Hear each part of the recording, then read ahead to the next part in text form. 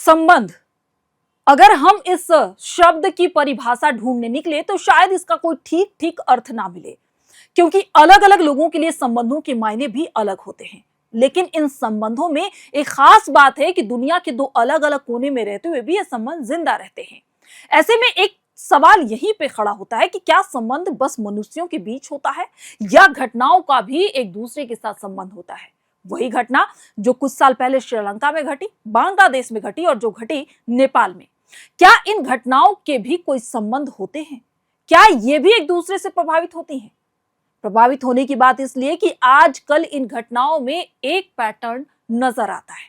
खैर, पैटर्न तो एक और जगह दिखता है, जहां धर्म का ढोंग कर लोगों को धर्मांध बनाकर मैनिपुलेट कर खुद को बहुत बड़ा संत बताया जाता है और फिर धर्म का चोला पहनकर अंदर के शैतान को छोड़ दिया जाता है आजाद शिकार करने के लिए, उन मासूमों का शिकार करने के लिए जो इन ढोंगियों को बाबा और धर्मात्मा समझ बैठते हैं। नमस्कार, मेरा नाम प्रियंका मिश्रा है और आज द एयर नाउ शो में सबसे पहले बात लद्दाख की।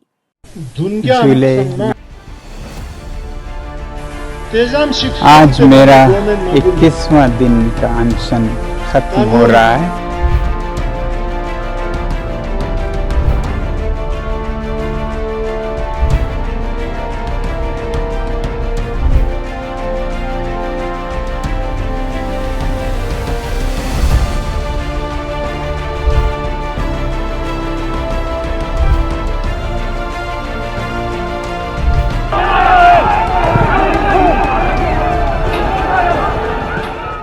जहां सड़कों पर हंगामा जारी है, जलती गाड़ियां, पत्थरबाजी और एक भूख हड़ताल जिसने सबका ध्यान खींच लिया है। आखिर लद्दाख में चल क्या रहा है? क्यों लोग इतने गुस्से में हैं? चलिए इसकी पूरी कहानी समझते हैं। बुधवार को लेह की सड़कें जंग का मैदान बन गई। छात्र और कार्यकर्ता पुलिस और सुरक्षा बलों से भिड़ गए। माजरा ये कि लद्दाख के लोग चाहते हैं कि उनकी जगह को केंद्र शासित प्रदेश से हटाकर पूर्ण राज्य का दर्जा मिले। बात इतनी बढ़ गई कि प्रदर्शन हिंसक हो गया।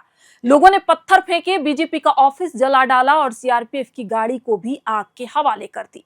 लेकिन इस हंगामे के पीछे की कहानी क्या है, आइए जानते हैं। इस पूरी आंदोलन के हीरो हैं सोनम वांगचुक, जिन्हें आप में से कई लोग जानते होंगे।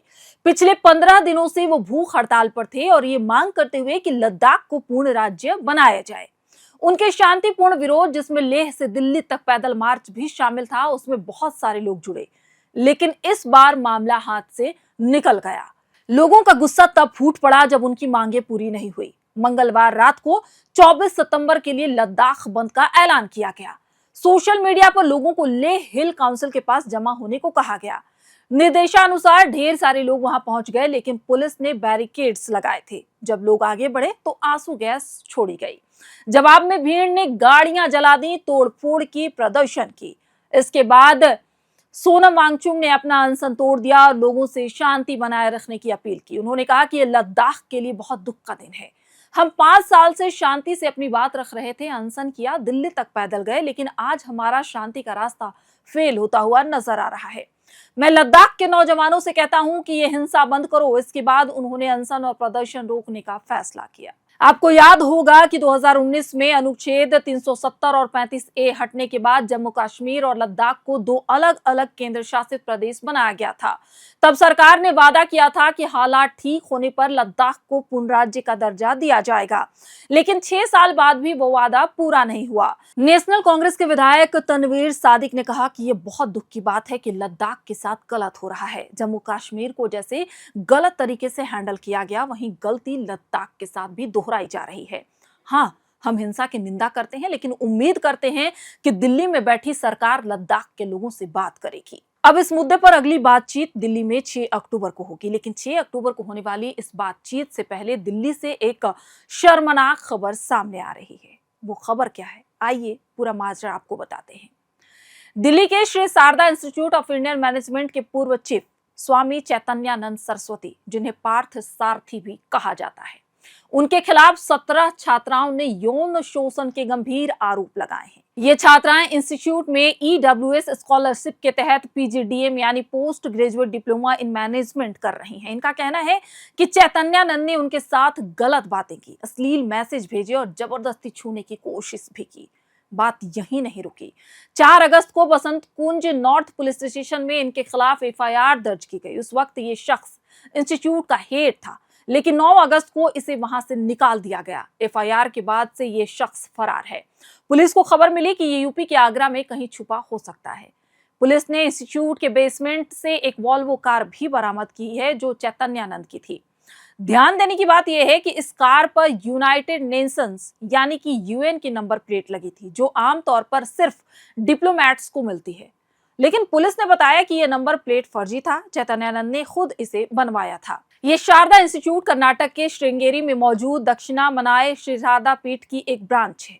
इस पीठ ने साफ कर दिया कि चैतन्यानंद का व्यवहार गलत और उनके हितों के खिलाफ है और उनका इन सब से कोई लेना देना नहीं है। पुलिस ने बताया कि इंस्टीट्यूट के एडमिनिस्ट्रेशन पीए मुरली ने 4 अगस्त को चैतन्यानंद के खिलाफ शिकायत दर्ज की थी। पुलिस ने 32 छात्राओं से बातचीत की, जिनमें से 17 ने यौन शोषण के आरोप लगाए। छात्राओं का कहना है कि इंस्टीट्यूट का वार्डन उन्हें इस शख्स से मिलवाता था। साथ ही वहां की कुछ महिला फैकल्टी और स्टाफ उन पर दबाव डालते थे कि वो चैतन्यानंद की बात माने।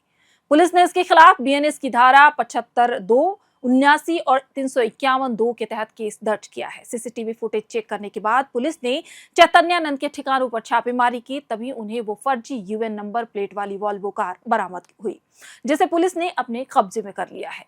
वैसे ये पहली बार नहीं है कि चैतन्यानंद पर इल्जाम लगे हैं। 2009 में दिल्ली के डिफेंस कॉलोनी में इसके खिलाफ धोखाधड़ी और छेड़छाड़ का केस दर्ज किया गया था। फिर 2016 में बसंत कुंज में एक महिला ने इसके खिलाफ छेड़छाड़ की शिकायत दर्ज कराई थी। इसके निजी जीवन के बारे में ज्यादा तो नहीं पता, लेकिन इतना साफ है कि इसका पुराना रिकॉर्ड भी कुछ खास अच्छा नहीं है। तो आज के लिए बस इतना ही। देखते रहिए एयर नाउ। आपको हमारा ये खास एपिसोड कैसा लग रहा है, अपनी राय भी हमें कमेंट करते रहें। आपके कमेंट से हमारा मनोबल और मजबूत होता है। और हाँ, हमारे चैनल को ज्यादा से ज्यादा सब्सक्राइब करें, हमारे फेसबुक पेज को फॉलो करें, ट्विटर को फॉलो करें, जहां से आपको नई और महत्वपूर्ण खबरें अपडेट के साथ मिलती रहेंगी। आप सभी का शुक्रिया। शुभ रात्रि।